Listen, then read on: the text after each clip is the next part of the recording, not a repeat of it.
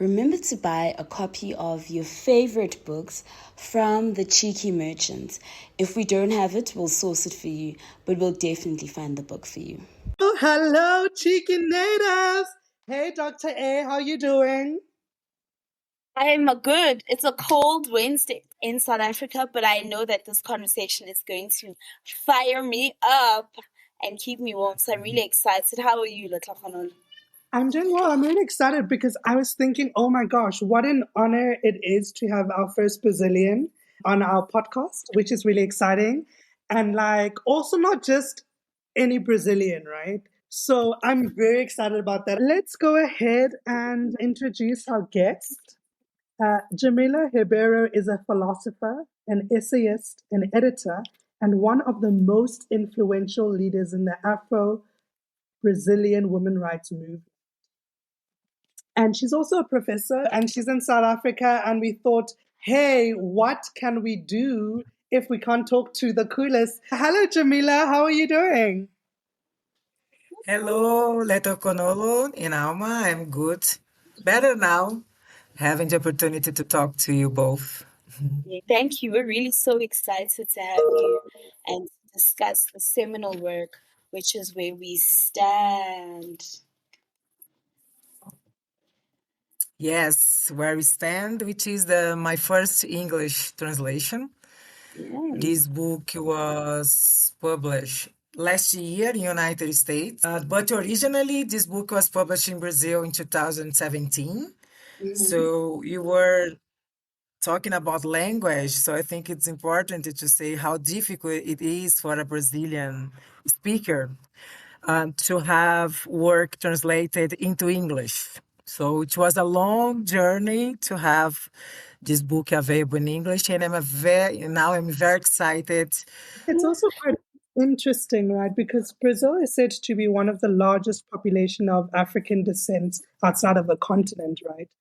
And I suppose for me, what's interesting is always wondering how does it feel to be part of the diaspora in a large way? When I think about kind of blackness and black joy, I always find myself saying, I think I will be so happy in Brazil. And I don't even speak a word of Portuguese, right? But I just feel like the idea of having this commonality of blackness. So I wanted to know, as an Afro Brazilian who comes from Brazil, how does it feel to be part of the largest people of African descent outside of the continent?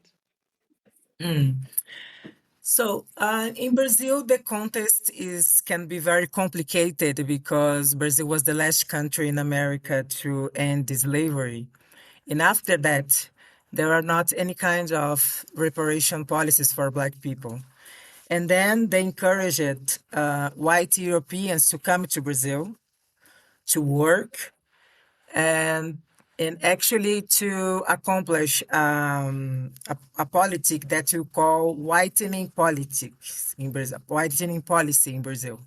So they wanted to whitening the population, and at this time they came with this fake idea of a racial democracy, this myth of non-racial conflicts in Brazil. So for a long time, a lot of Black people in Brazil, they didn't see themselves as Black because Brazil is a mixed country, and for a long time, the Brazilian state established this idea that the problem in Brazil or the problems in Brazil were only based on class issue. So there were a lot of light-skinned Black people in Brazil that didn't consider themselves as Black. So the role of the Black liberation movement in Brazil was very important to raise awareness on Blackness. And if today most of the population declare themselves as Black, is because of this work of the Black movement in Brazil. So now things changed in Brazil. If you go to some states like Bahia, for example, 8%, almost 90% of the population is Black. If you go to Maranhão, to different states in Brazil, you can see a majority of Black people. And I think that now people are more proud of that. But it was a long journey to raise awareness on that because of all these attempts to whitening the population and whitening our consciousness as Black people as well. But if you come to Brazil and if you come to Rio de Janeiro or Bahia, maybe you feel at home.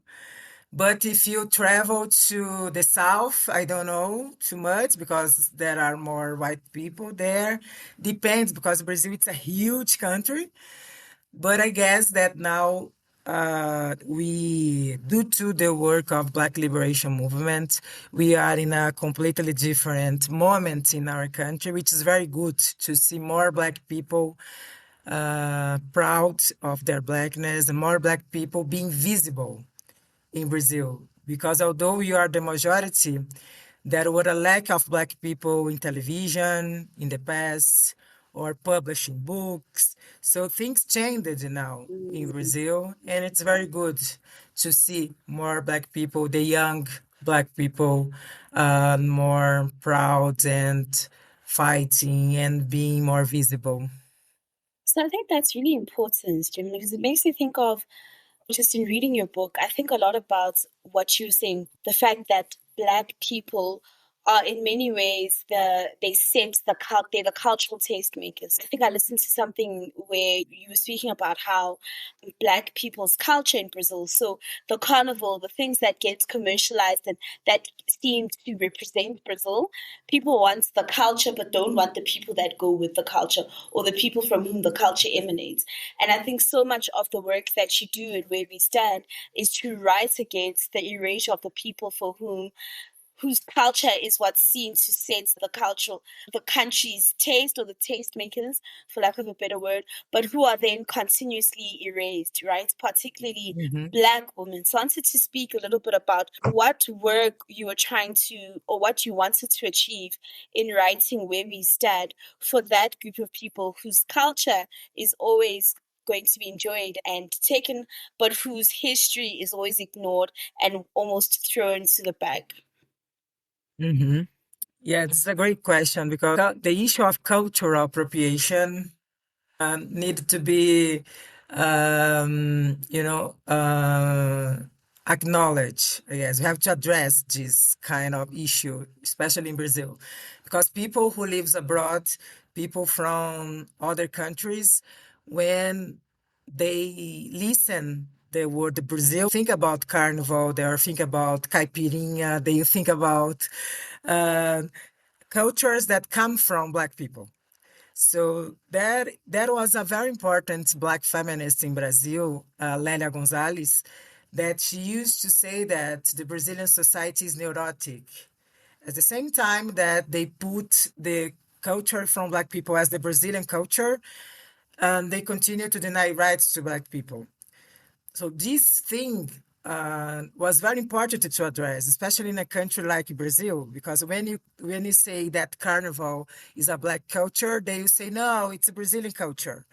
But the Italian descend in Brazil, the Japanese descend in Brazil. They don't have any problem to say that this is a Japanese culture or this is an Italian culture. So I decided to write books, and I decided to run a book seal because in Brazil I published Black authors in Brazil since 2017 because I wanted to address these issues in a didactic way. Because I come from a working class family, a Black working class family. My mom, before marrying my father, she was a domestic worker. And so for me, it was important to write books in a way that people could understand and could relate to it. So in 2017, I wrote Lugar de Fala, Where You Stand, and I started to publish more Black authors in Brazil. I had to understand the editorial markets in Brazil to be able to promote events not only in São Paulo or Rio de Janeiro, but in different regions of Brazil. And I decided to speak with people instead to speak to people. Because it's not because you are a Black person that you are aware about racism, especially in a country like Brazil. So I decided through books to to make these kind of conversations because I come from a family, a very political family. My father was an activist, so I was raised in this kind of environment. And when I started to be a public person in Brazil, for me it was important to do something with it, to use this visibility to do something. So that's why I decided to publish books, and I publish books like cultural appropriation, empowerment, mass incarceration, um, about anti-racism education in schools, about LGBT, Black people. And all these authors in Brazil became popular, all these authors that I publish. And for me, because for me it was important to bring this conversation to a wider audience, because usually people go to university, and I had the opportunity to go. I was the first person in my family to have this opportunity. And you go to the university, you go to academia, and we forget the place you come from. Or we are there, so you are going to write and dialogue with people who are in this kind of environment. So for me, it's important to bring more people to this conversation, acknowledging that most of the Black population in Brazil didn't have opportunity that to go to university or the opportunity to be in certain spaces. So and I think that we managed to do a good job in Brazil. Of course, it's difficult. A lot of people who do not like what you are doing there, because this discussion to be more democratic, to bring more people to the conversation. Of course, there are a lot of people who dislike what we are doing. But at the other hand, for me, so it's so good. Or when I go to are reading my books, the girls there are standing for themselves because they have the power of knowledge to do that. So the power of knowledge for me, it's very important, and I think you have to fight to be able to bring more people to this conversation, because as a Black woman, I was not born in to know the effects of racism and sexism in my life. I had to learn, I had to read, I had the opportunity to be, since I was a young girl, in the social movements in Brazil. So I used to say that Black women saved my life because I had the opportunity to work in a organization run by Black women. And there I had the opportunity to understand my conditions as a Black woman. So that's why in my work, to continue to do that, to bring especially Black women. And I run an institute also in São Paulo, a place where we provide psychological assistance, legal assistance for Black women. There is a library there. We have projects to support financially small business run by Black women. So I try in different ways to raise this kind of awareness about our own conditions as Black people. I love that you've spoken about the idea that you've published Black people in Brazil and you've pushed to publish. And you speak about it so proudly, right? And so cavalier. But the truth of the matter is, when we think about where we stand, you really begin the book by talking about what a difficult place you found yourself in. So here you were, a Black woman who was seeking to enter the publishing world, right? And we know, particularly even in a South African context, the publishing world is dominated by a particular type of person, right? Who's looking for a particular type of gaze. So I can imagine that there was a hard push the work that you're trying to do. Because one, you were trying to publish Black women or Black people who were pushed to the margins, right? And oftentimes you are met with resistance because who wants to hear about Black women's voices anyway? So I wanted you to talk a little bit about the Brazilian context, right? The publishing world in Brazil and the fate of Black women writers, because you've done a great deal to uplift Black writers in Brazil. But before that, just to give our listeners a kind of perspective of what was happening in Brazil before you came along. Mm-hmm. We're taking a short break. We're taking a short break. Yes, it's a great question because until 2016 in Brazil, most of the books published were written by white authors. Actually, 90% of the books were written by white authors and 70% by white men until 2016. So for me, this number was absurd because, we were in a country that majority of the population is black and the editorial market was not reflecting the diversity of Brazilian society. And when I was in academia, I've studied philosophy. It was a very hard time to me because studying philosophy in Brazil means to study the thought of European white men. And when I decided to study Black authors, African authors, I heard from a professor that there's no such a thing as African philosophy. So it was very hard to me to study the authors that I wanted it to. So I had to fight during my time in academia to study the authors that I wanted it to, especially female authors. So it was very hard, and I had to create different kinds of strategies to be able to continue in that space, doing what I wanted to do. So when I got my master's in political philosophy in 2015, I was very angry, very, very angry, because uh, this time in academia was so hostile to me, and I was very, very angry. So I decided to do something with my anger. And then when I read about this research that 90% of the books were written by white men, I got more angry. So I decided to do something with that. And instead of use this anger against myself, because sometimes you do that when you do not have spaces to process these kind of things, I decided to use this anger to publish myself and to publish other authors. And with a didactic language, the books in affordable prices to people, because for me it was important to people to have access to this kind of books. And in general, the books can be very expensive in Brazil. So I decided to do this affordable project, especially because I wanted it to Black people have the opportunity to buy the books.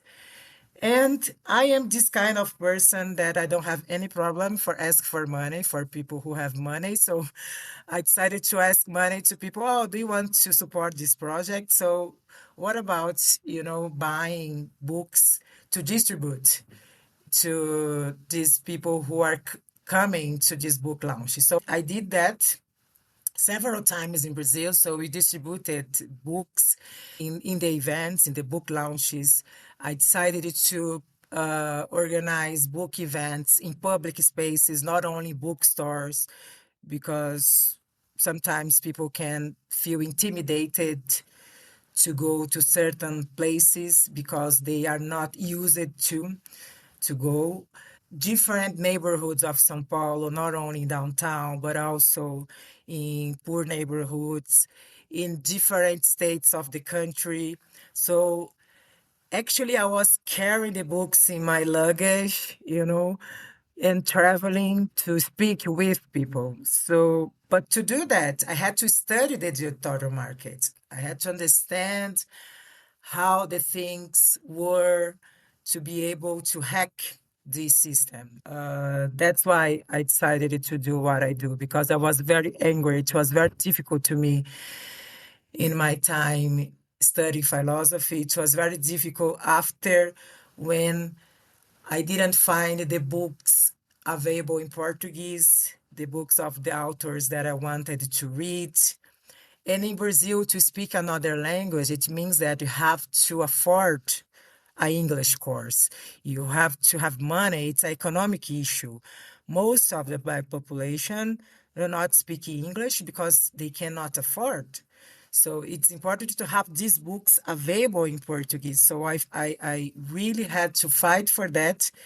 And after our project, currently in Brazil, there are a lot of Black authors being published by the major published houses. Of course, they don't want to give the credits to us, but we know that our project really changed the editorial market in Brazil. And for me, it's good that they are publishing more Black authors because actually we wanted that.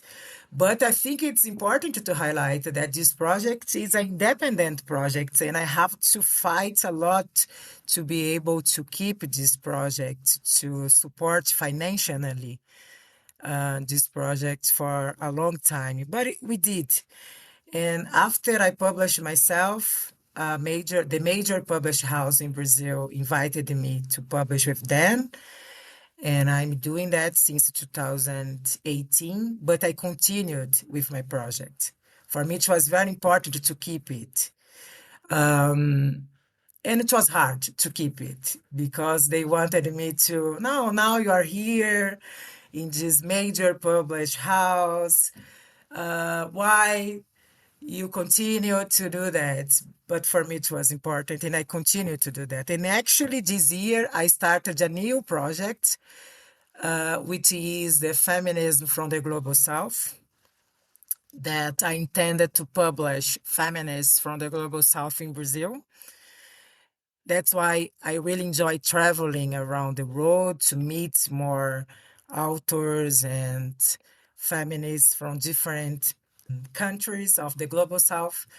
We'll continue doing that, not only writing my books, but publishing other authors, because usually in Brazil they publish only feminists from the United States or Europe. And I wanted to bring more feminists from Africa, Latin America, and Asia in Brazil. So I'm really curious about the work of decentering whiteness and maleness from the story of Black women. And I think of how in the book you write about how we think of whiteness as natural, right? So even in the language that we use, an author could be writing about a dancer or a player, and the automatic assumption would be that the player is white. If the player is Black, the author would have to state very explicitly that this is a Black player. And then I think about how whiteness then becomes the archetype of normal and universality, and how that then seeps into the story of Black women in such a way that Black women themselves are not able to tell our story without decentering whiteness and maleness. And so I wanted to speak a little bit about the work that you want to do in Where We Stand around decentering whiteness and maleness from the story of Black women, and why that is important work to do. Mm-hmm. Yes, because the universal subject is the white subject, the European white subject. So I've studied philosophy, and especially the French philosophers, they use it to legitimate this universality, but this universality is based on the reality of European white men. And because of that, because of this statement, based in a colonial statement, a white person does not see him or herself as a white person. They don't see themselves as a race. So, and they think they are universal and the others are specific. So where you stand, the concept of speaking place, it's also a way to refuse this idea of universality, but also to mark this white subject and to say you are also specific. You speak from a specific place. You are not universal. So you speak from this place of privilege, this place of power, and when you look at me, you point to me and say, you are a Black woman. And when I point back and say, yes, and you are a white man, usually this man say, I am a white man, because he see himself as human. So humanity is synonymous of whiteness based on this colonial gaze.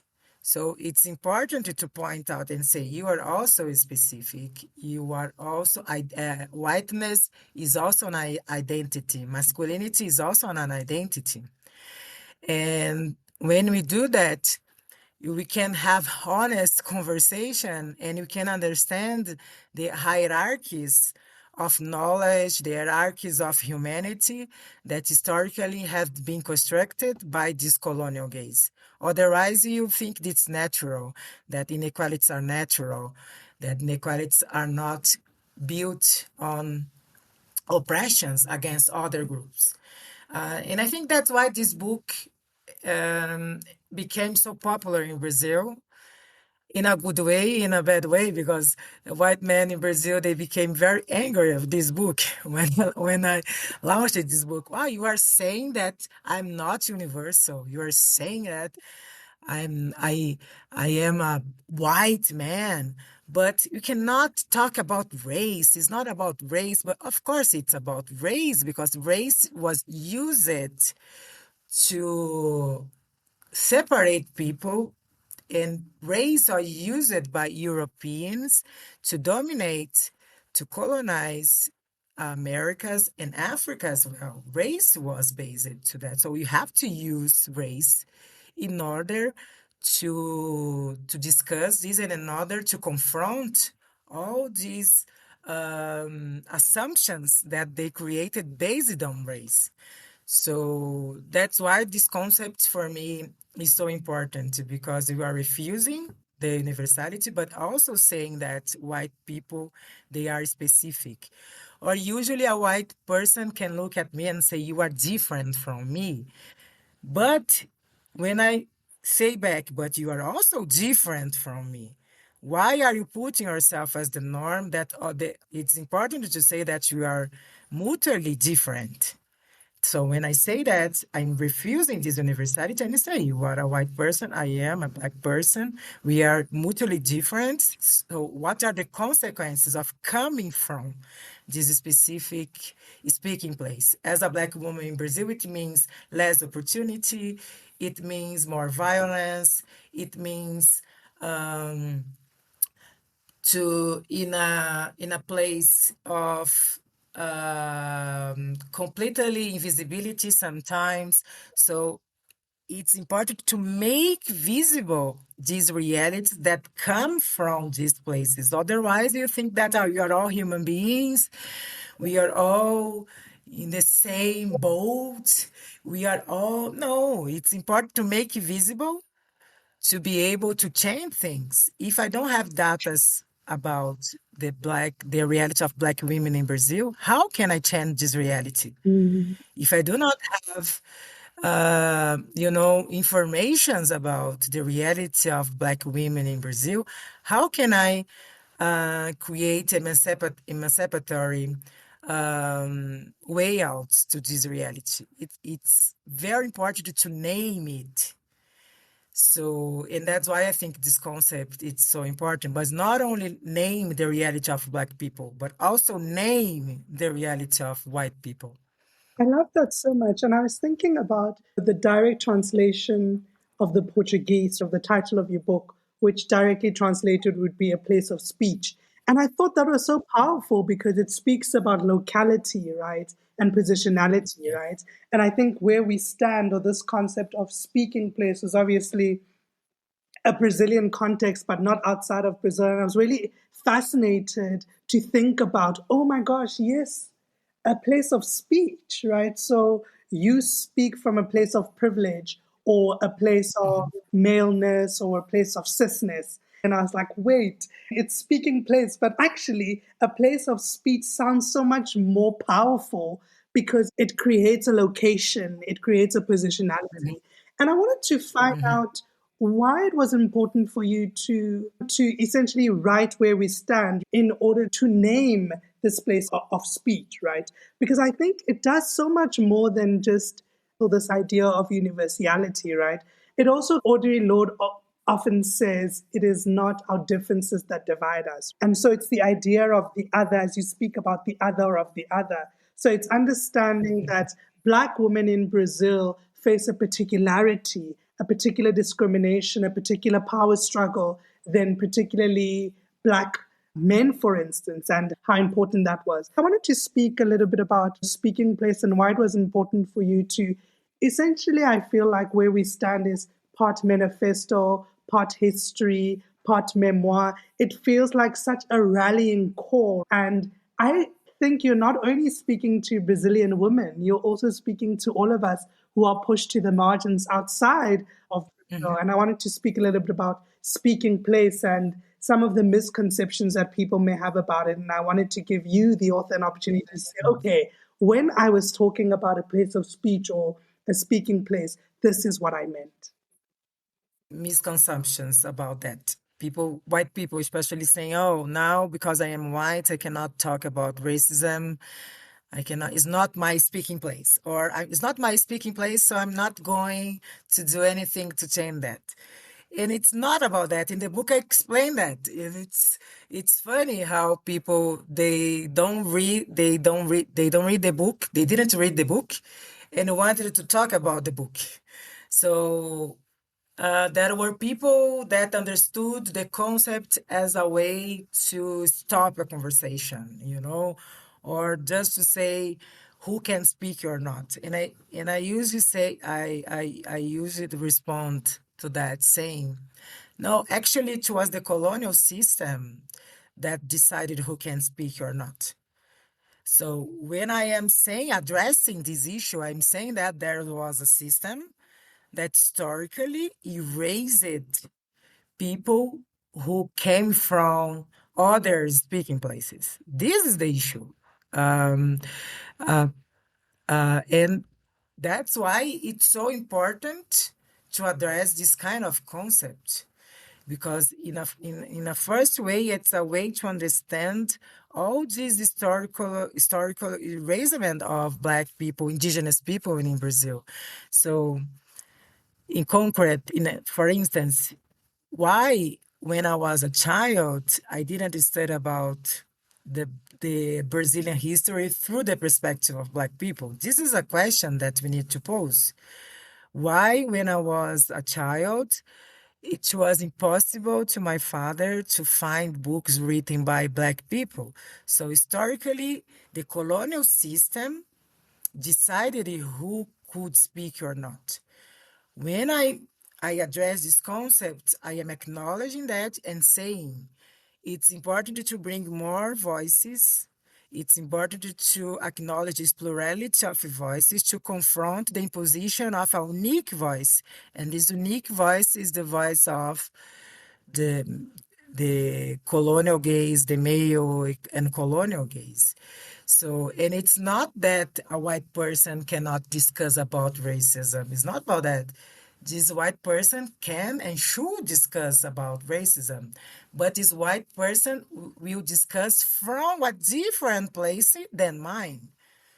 So it should be very easy to say, oh, it's not my speaking place. I can do anything. There is anything I can do to change that. But this person continued to be benefited by this oppression. So if there are groups being discriminated, there are groups that are discriminating. So it's very important that white people to understand what they can do to try to change things and to feel responsible for that. So if you are a white, incomplete way, because if Black people are thinking, if Black people are part of the history and you're not teaching about that, you choose to write the history in an incomplete way, legitimating the narrative discourse. So if you are a professor, check your bibliography, bring more Black voices, female voices. If you run a business, are you employing Black people? And if you are employing Black people, are you actually giving opportunity to these people to have dignity in work? What are you doing to change that? So you should discuss about racism and should act against racism, but you do that from a different place than mine. So of course you can talk about these issues. The thing is, you are talking from a different place. So speaking place is not about ending the discussion. On the contrary, speaking place is about bringing more voices to the discussion, especially these voices that historically have been erased of it. And until today, I have to explain that sometimes in interviews, and sometimes I say, oh, just read the book. And when I launched the book, a lot of white men wrote pieces in big newspapers in Brazil saying that speaking place it was bullshit, this kind of things. In the beginning, I used my time to respond until a day that an elder activist told me, stop doing that. This is a distraction. You have to continue doing what you're doing. They don't want to understand, so you don't have to keep explaining all the time. Go to the places that you feel that people want to understand instead of responding all the time this kind of people that are doing that to distract you from your work. So sometimes you have to everyone who tries to not to understand what you are saying, and Yes. they don't want to. They feel that they are losing their power when you are saying that you have to bring more Black voices to the debate. I think it's so interesting, Jamila, that you're speaking about power and privilege, right? Because in the book particularly, there's an argument you make around why our differences are not innocuous. So people say that we are different, but in Brazil and in many countries around the world, our differences are also tied to inequalities. But what I'm also particularly interested in is this, because I think you've spoken a little bit about it, this evasion of responsibility that we see in the book. So there are groups that are able to then evade responsibility for the ways in which they benefit from these unequal power structures, right? And who I'm thinking of particularly in the book is white women, right? So with white men, I think it becomes very clear. We can say white men benefits in very particular ways, but white women can then also say, I experience a particular kind of discrimination because I'm a woman, and so are able to evade their responsibility towards marginalized Black people in their spaces. And so I wanted to talk a little bit about why it was so important to think about intersecting identities when we think about Mhm. Black women's feminism, because you make a very clear Mhm. point in the book about how Black women's feminism has to go beyond just a particular kind of identity, even in those discussions around identities and the ways in which people can evade responsibility because of the identities that Mhm. they hold. Oh, great. Yeah, usually you can hear white women say, oh, but we are all women, so we should be together and fight against sexism. And the thing is that these women, they are reproducing the idea of universality. So the idea of universality was based on the white man, and a lot of white women, they had to fight to be part of the discussion. And when they are part of the discussion, they reproduce the idea of universality in terms of women. So, oh, you're all women, do not acknowledging that there are different possibilities of being a woman. So this is the thing with the hegemonic feminists when they reproduce an idea that they were refusing on the men's movement, as you can say like that. So that's why intersectionality is so important, because intersectionality is a way to understand that it's not possible to fight against oppression isolatedly, because all these oppressions are parts of a structure, and all these oppressions come together. It's impossible for us as Black women to decide which oppression is more important because the combination of these oppressions puts the Black woman in a particular position. All these oppressions together. So when I say that intersectionality is important, because it's important to make visible the reality of different women, especially women who intersect oppressions. Otherwise, we are going to choose which women we are going to make visible. And that's why we needed to understand that if there are Black women, the feminism should be, the feminist movement should be anti-racist. If there are Black women, the Black liberation movement should be unsexist. So because it's impossible to us to decide, oh, now I am a woman, now I am a Black person, because we are all these identities together. So I will give an example that intersectionality is not only a theory, but also a tool to think about public policy.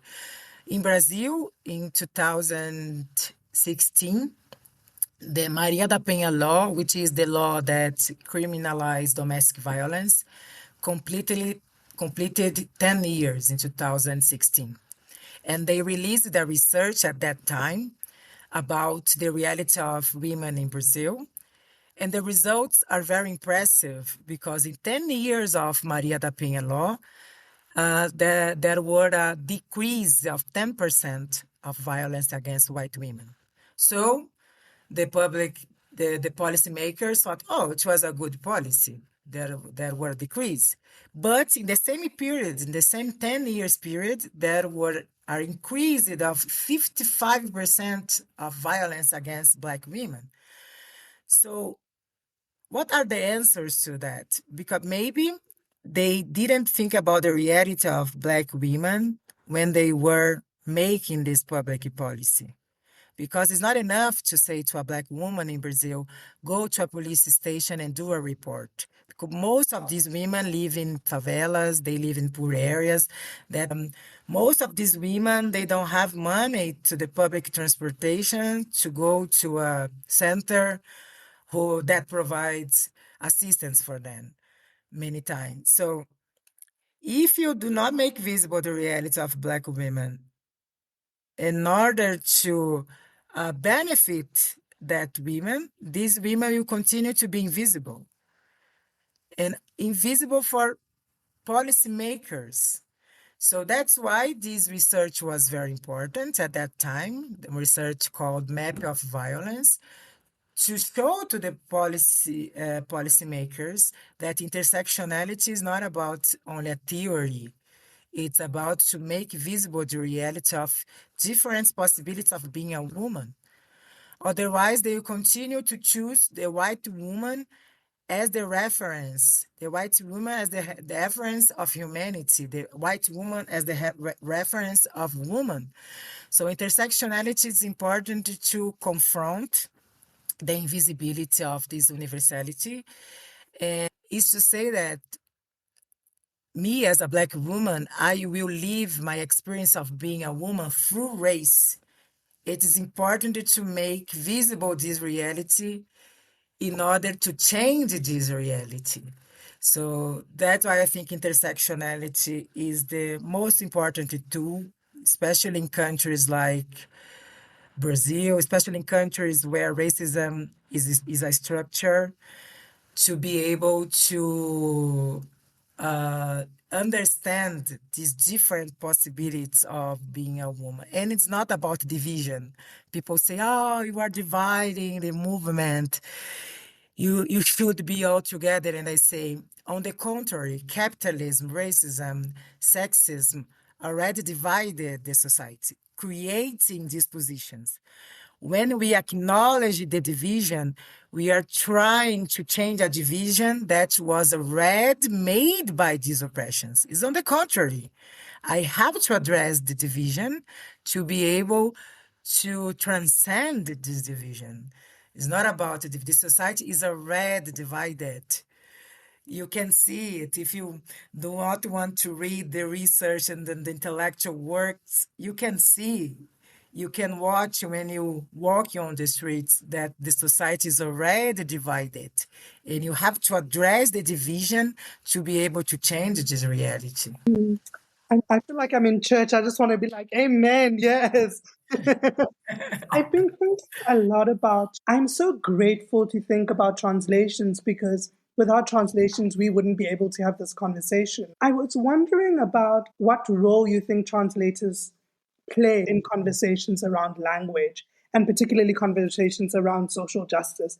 But also, I suppose, the delicate work of translating, right? Because I wonder if he had any hesitations, right, about the fact that the essence of the work would not come through in the translation. So I wanted to speak a little bit about that. Yes, the politics of translations are still colonial politics. So it's very hard, especially from activists and thinkers from the global south, to have our works translated into other languages, especially in Brazil, because we are the only country in South America where Portuguese is the official language. So even though in the South America, we are kind of isolated because people in these countries, they speak Spanish.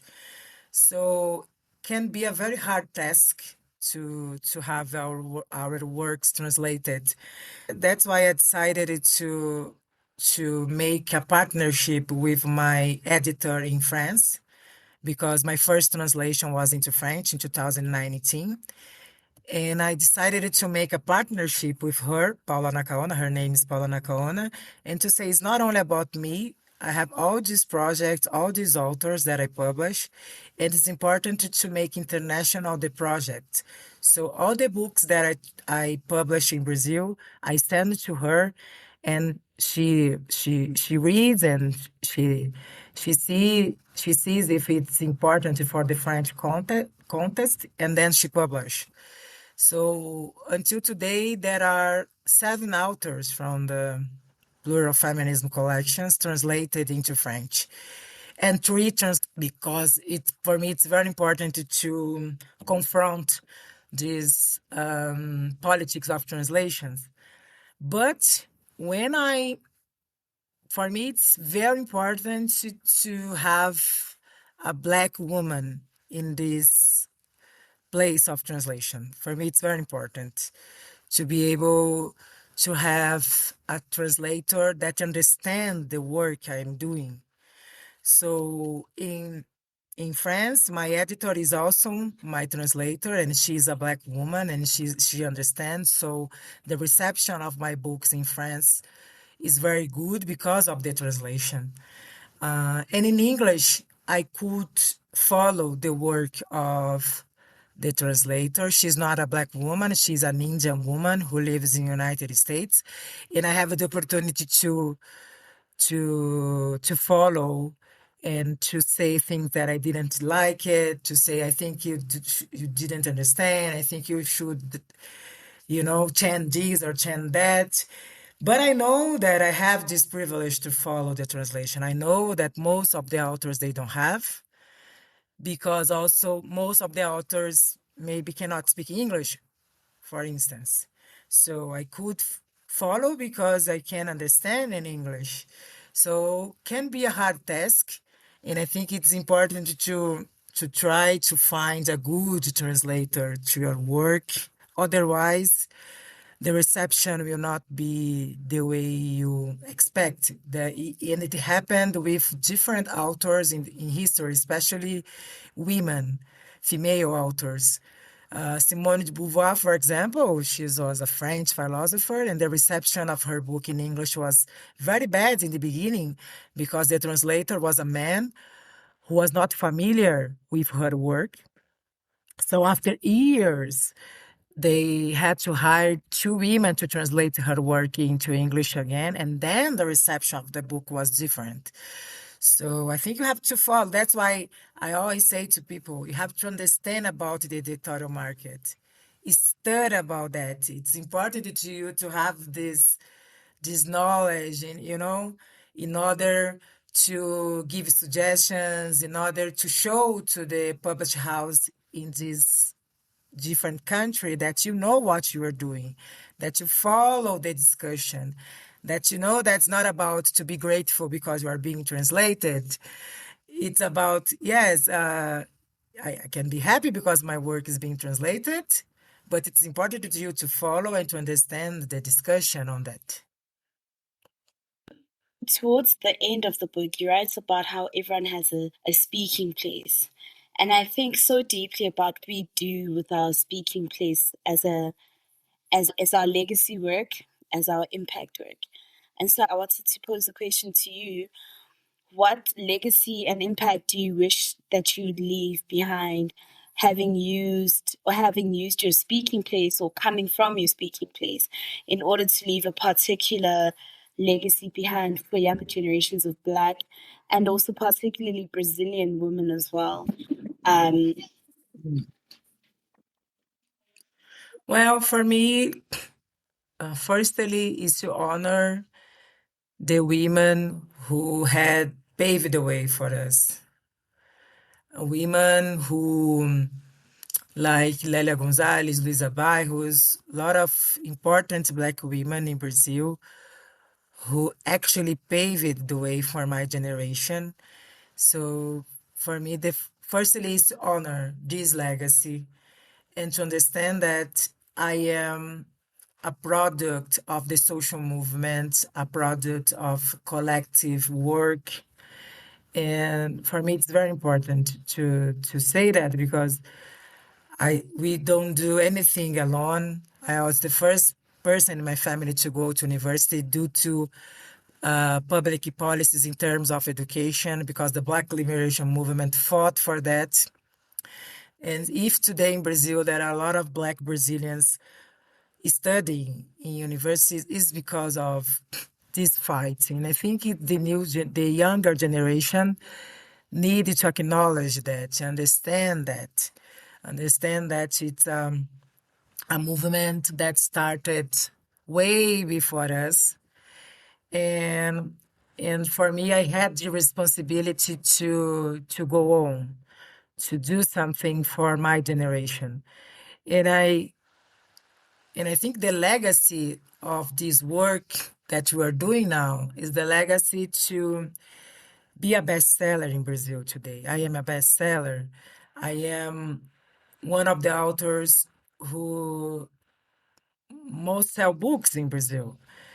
And to be studied at schools, in public schools and private schools, to be invited to hold talks in schools, to be recognized by women like my mom, women who didn't have the opportunity to study. But mostly for me is to present a different possibility of existence for Black women. Especially in Brazil, there is all this stereotype on Black women, this sexualized idea of Black women. When I travel abroad and people find out that I'm from Brazil, especially men, they say, "Oh, Brazil," they think I'm there available for them. So there is this idea of these sexy Brazilian women, which is ridiculous. So I think the legacy for me is that to present a different possibility of being a Black woman. We can be intellectuals, we can be writers, and we can be populars in our country, we can be translated, we can be heard, and we can be, in a place of humanity. Because in Brazil, all the time they try to push back, and to say, for a Brazilian woman, you should behave like this or you should behave like that. And I think it's important to present this legacy for these younger generations. Today, for me, what makes me happy to go to a school and that the young girls are reading my books. For me, is that it's not about being television. It's not about, you know, being certain places in Brazil. For me, it's to say a young girl in a public school when approach me and say, I'm going to be an intellectual. I want to study because I read a book and now I know that it's possible to be a black woman in this kind of place. Of course, there were a lot of black women important in Brazil in this place, but I think that my generation, we managed to be popular now in life because usually they will only honor these women after they died.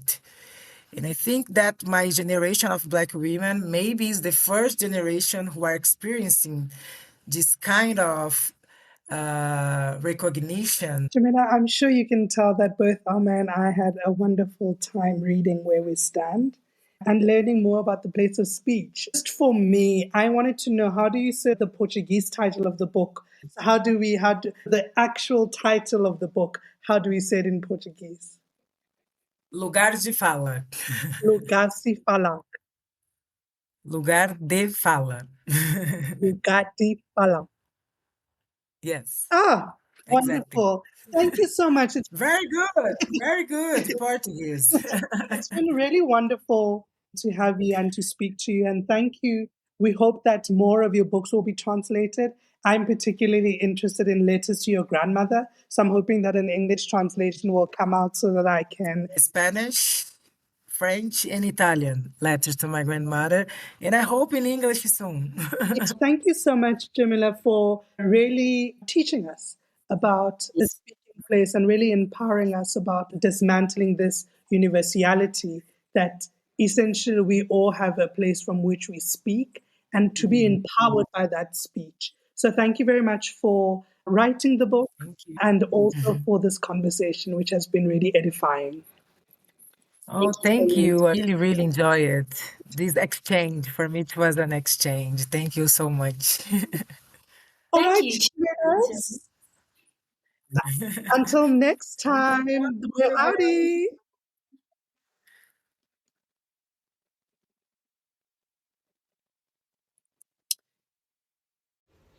Thank you for listening to this episode of The Cheeky Natives. Don't forget to subscribe, review, and rate the podcast on all your streaming platforms.